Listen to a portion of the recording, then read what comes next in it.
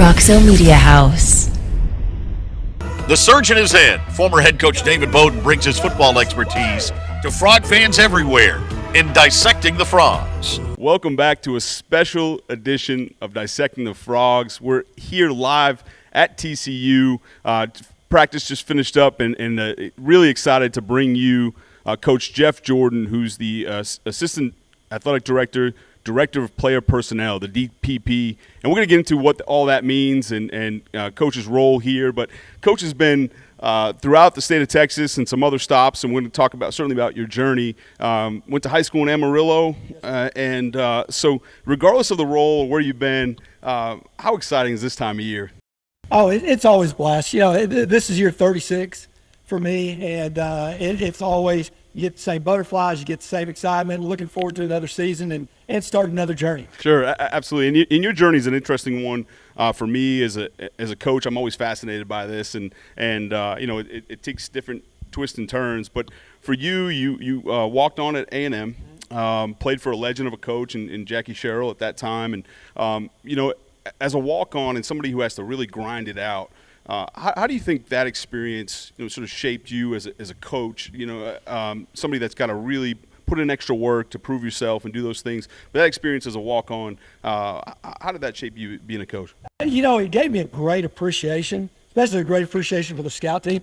there was a whole lot of that. You know, but just for those kids who are out there playing because they love it, they love to be a part of it, and you know, we always try to make it a point. If you don't watch out coaching-wise, you always talk to your upper-level guys. And that was one thing I was really proud of, especially at the time that I was at Garland. You know, all those kids came in, they came together as a team, whether they were playing every snap or they weren't playing any snap, and they were part of the team. And that was one of the biggest things it taught me.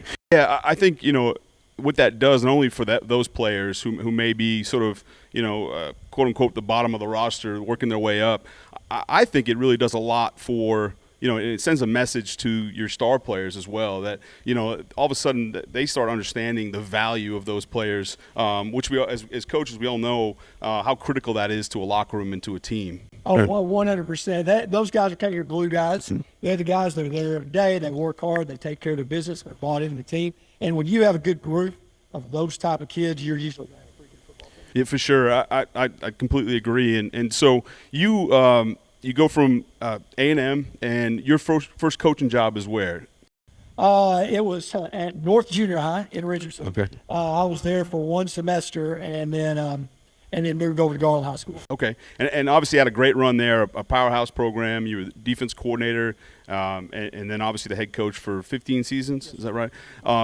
While you were there, you were also, I noticed you're an in-house scout for the Cowboys. Before we get into talking about what all that means and what that job entailed, how difficult was that? You did that while you were coaching as well? I can't imagine, Coach, with all the responsibilities for audience. I don't understand, you know, if they don't know by now, and most of you watching understand, but the staff that you have all the way down through the middle school, the responsibilities that you have as the head coach of a powerhouse football program, how difficult was it then to go and put on another hat and do a second job? Fortunately, I don't need a lot of sleep. So that was good. I've got a really understanding wife. You know, that was a really unique situation. It's just one of those deals. You got to be really organized. You got to juggle your responsibilities. And the fortunate thing was the Cowboys were really flexible with me. You know, I could go out there at 10 o'clock at night. You could go out at 6 in the morning, Saturdays, Sundays, whatever. It really didn't matter. So it was a very flexible schedule, and that helped out a ton. Yeah, really neat opportunity. Tell us what an in-house scout does. You know, at that time, it's actually, I don't want to bore anybody, but the history of it's really cool. So Tex Schramm, Gil Brandt, Tom Landry, back in the mid to late 60s, started a film grade program. And it was high school coaches that were in the area around where, you know, before they went out to Valley Ranch, when they were on the Central Expressway, they would come in and grade players. And and what Coach Landry liked about it was you would come in and you didn't know height, you didn't know weight, you didn't know speed. You strictly graded those guys on what type of football player they were. And it was another layer of the evaluation process just to make sure that you didn't overlook a guy who was a really good football player because maybe his measurables weren't up to snuff on what you were looking for. And that started in the 60s, and it continued on. I was actually the last one when I left in 2015. They kind of changed gears with the program and went to bring in younger guys and interns and some stuff like that. But there was a lot of great guys, a lot of great friends that made that we did that for all those years. It was a blast. Yeah, what a almost a master's class on football and learning football. I know. I remember Parcells did that as well with the Giants. I remember he had Charlie Weiss was a high school coach in New Jersey, kind of doing the same sort of thing. In fact, it was funny. It was in his book Charlie Weiss, and he was in South Carolina, had just got let go, and he gets a phone call from Bill Parcells, and he just thought it was one of his buddies playing a prank. He's like, there's no way this guy wants to actually hire me, right? So he actually hung up on him. He hung up on Bill Parcells, and so fast forward, and he ends up getting a job, and the rest is history. But it all started from that same experience. And you listen. I'm a guy who grew up in Boston, and so have followed. And the people have watched previous episodes. I'm not going to bring up Bill Belichick every episode, but a big fan and follow him, and the way he has coaches sort of pad games. Obviously a little bit different. That's more involved in schematics, but same idea where you have guys going through that sort of a methodical process to make sure that you don't miss anything, right? Yeah. Exactly. And it was a great experience. I sat down and figured out, and I went about 30 years watching 1,000 football games a year between high school, college, and then we were grading NFL guys and all that stuff, and just let you stay in front of trends, see what was going on.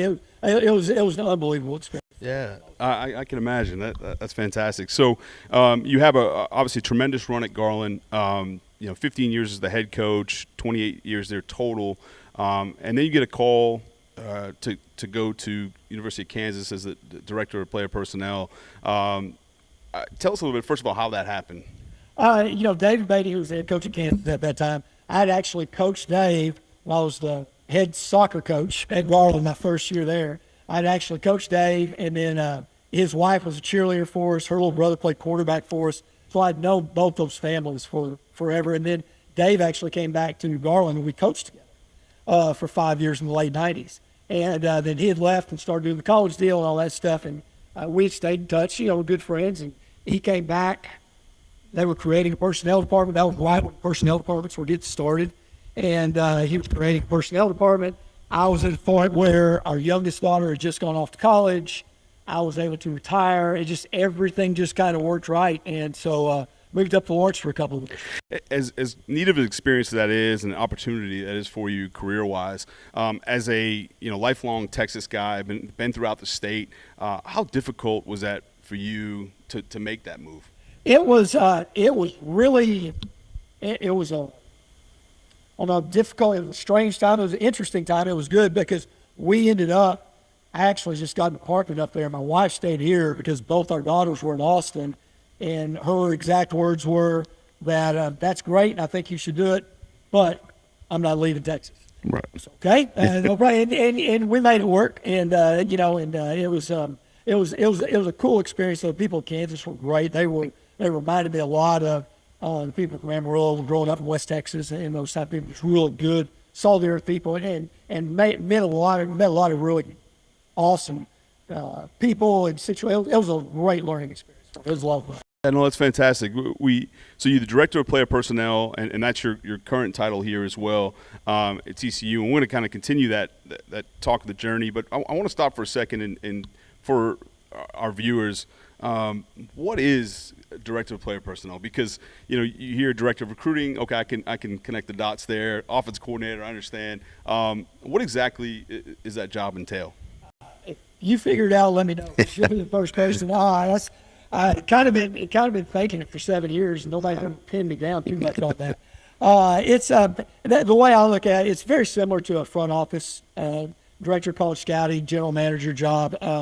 What we do, we organize our database where we've got all the recruits, do film evaluation, make sure recruiting boards are up to date, keep track of roster management, scholarship numbers, all that stuff, managing the rosters, make sure that we're, where we need to be. We've got enough offensive linemen. We've got enough defensive linemen. Hey, next year we're losing 4 corners. We're probably going to be in the transfer portal market. to bring in over corner to come in, or just stuff like that, and really helping to being focused in strictly on organizing our incoming talent and maximizing what we can do with our current roster. It's got to be really interesting for you because, over 7 years, so much has changed. I mean, when you talk about roster management 7 years ago as opposed to right now, I mean, obviously you're constantly trying to project and see, when the guy's going to graduate and leave and things like that. To now, it's so fluid. Right now, you guys have been fortunate here at obviously have done a great job retaining players. I mean, after they got here, I thought it was genius to get out over the Christmas break and get inside the homes of these guys and get to know them as people and sort of recruit your own guys to start with. But how much of a challenge, and tell me about that challenge now in the NIL world, the transfer world, how tough it is for roster management. Right now, it's the wild, wild west out there. There are basically no rules. When it first came in, you were very structured. You only have 25 initials. There are all the things that you got to do. And now they've basically done away with all that. And it's a really fluid situation. And you're making a lot of projections without a lot of evidence. You're taking your best guess on what you think's going to happen. And then, the thing that and Coach Dykes is great about this, you've got to be able to be pretty nimble and be able to adjust on the move. Because this stuff changes from week to week and day to day. So as far as because one of the newer rules is taking away the initial 25 and just kind of, correct me if I'm wrong here, but focusing on the total number, right? I have to imagine that helped a little bit in that process, or no? It helped. Yeah, it really did, because what was happening, like last year, there were a lot of schools who were playing with 73, 74, 75 guys on scholarship. So automatically they're coming into the game and they're down 10 scholarships to somebody else that they're playing. And, it puts you to competitive disadvantage, a safety disadvantage. There was safety issues. There were all kinds of things that came out of that.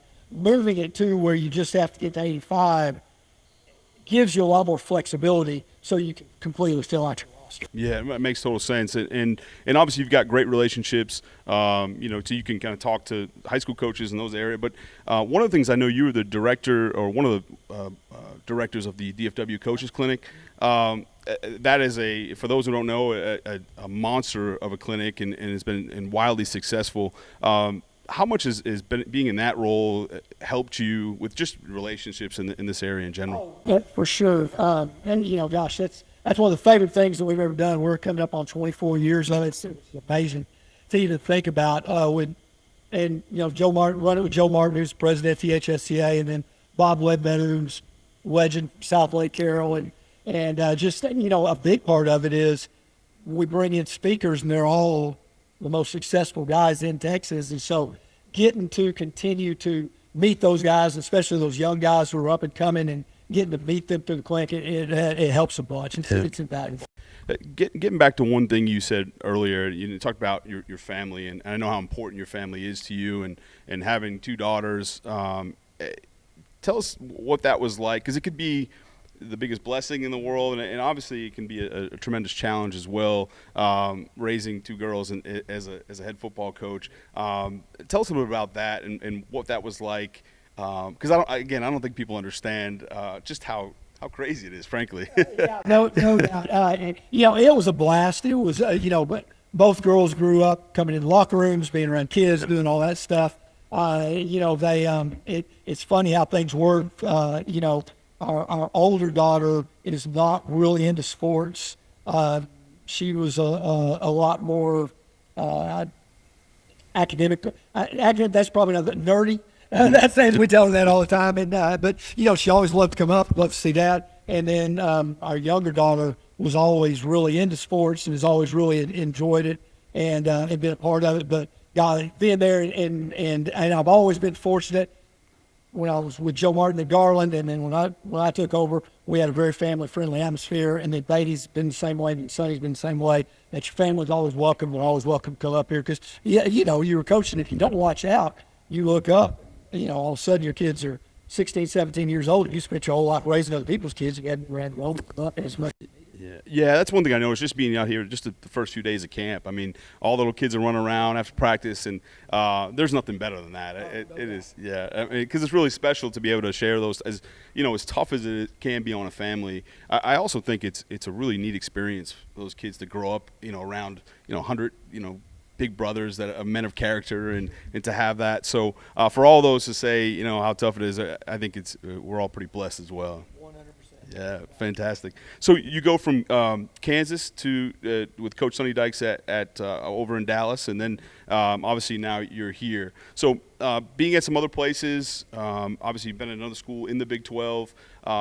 What separates and what sort of makes TCU different and special? The first thing that really jumps out is the people, the administration around here, very committed to winning. Really, I mean, since we've gotten here, it's what do we need to be successful? What do we need? What can we do to help you? Which has been just wonderful. And then the support, it's such a unique deal. Being up in Lawrence, where you were in a college town where everything revolved around the university, but still a small town. And then coming here where you've got a big town, but it's got a small college town feel to it. Well, it's such a unique situation. And it's that part of it, but the support and the way everybody loves TCU and all the purple you see, it's been a blast, and we're excited. Yeah.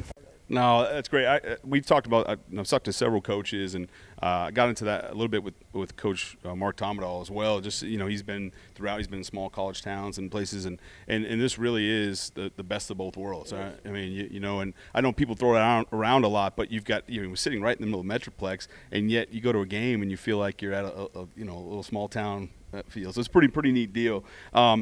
Coach, you'll always be a coach. I mean, regardless of what your title is, and do you find yourself popping your head into some of those meetings and game plan meetings and things like that? I've really made a conscious effort not to do that and to stay away from that stuff, and that's our coaches' jobs, and I'm a big believer in keeping that separate, and really learned that watching at the Cowboys over the years. And seeing that, and Will McClay was really big on that on when he came in. I thought he did a great job when he took over of having a good relationship between the coaches and the personnel people, but that's still a separate relationship. Right. And and those guys' job is to coach, and our job is to give them the best players we can. It makes a lot of sense. It's got to be tough though. It is. Yeah. Right. And you look at some things and you see some things, and it's one of those deals. You let go and you trust. We've got a great group of coaches, and you trust what they're doing. Sure. Just get out of the way and let them work. Absolutely. No, I think that structure and hierarchy and organizational chart is really important for any successful organization, right? So you don't get much downtime here at all, and in your world, it's constantly going. The rare downtime you do have, how do you unwind? What do you like to do to? We usually get out of town as quickly as possible. That was my wife. My wife grew up overseas. Her dad was in the oil business, and so she's had the travel bug. We always joke growing up in Amarillo. Our vacation was we'd drive down here, go to a Rangers game, go to Six Flags, and then all my grandparents lived in Hillsboro, and then we'd drive down, work on the farm for a week, and then we'd drive back, and that was it. She grew up in a little bit different world, so she's kind of it affected us from that. So we get out, travel, and get out, and we've been really fortunate. Both girls have been able to go with us, and still are able to go with us quite a bit. And so it's good family time and good bonding time. Oh, that's fantastic. And I want to kind of close with this, and looking at TCU and sort of the landscape. Obviously, when they made the move to the Big 12, they increased their brand and certainly nationally. But you being such a deep-rooted DFW guy, how have you seen, or what's the growth of sort of the TCU brand, but specifically here in DFW? It's been really neat to watch it from afar, just from going back to when the Southwest Conference broke up, and then to see how TCU reacted to that. It was interesting watching how the different schools that didn't move over, to the Big 12, how they reacted to it, and then coming over here now and seeing what a good plan and the vision that the people have had here for the last 20 years on putting the things into place to get us to the highest level. It's been really cool to come over and watch that. and to see that, and to see the growth of it. And I remember, being at Garland and having some kids get recruited by TCU and then by Big 12 teams, and then they would come back and just be like, "Man, Coach, I like it over there, but I just don't know if it's ever gonna," and then all of a sudden, boom, it happens, and it was really cool to see the change and everything, change in perception and all that, to see where it's gone over the last 25. Yeah, it's a pretty special deal, and I'll tell you, somebody who manages the roster, I'd be remiss if I didn't mention this on the way out. Just being around practice and seeing the guys that you have on this roster, Coach, what a fun bunch of kids. I mean, I'll tell you what, they all are they're making eye contact, they're taking coaching. I mean, it's you guys have done a great job, not only with the talent you brought in, but the character of these guys. And that's one thing Coach Dykes is really big on, is it not only, obviously there's a certain level of talent that you've got to have to be able to be at this level, but making sure we're getting our kind of guys that are going to be the right fit. They're going to be productive people, leave here and be productive, and do what's right. And that's something that we've always been real in lockstep with. And I think you can't put enough salt on bringing in the right kind of people. Agreed. Well, it's rolling, and we're here. We're in camp finally, and Coach Jordan, really appreciate you taking the time, especially this time of year, to join us and spend a few minutes here at Dissecting the Frogs. Thanks much. Appreciate it. Yes, sir. We'll see you around here. For Coach Jeff Jordan, I'm David Beaudin. We'll see you next time on Dissecting the Frogs.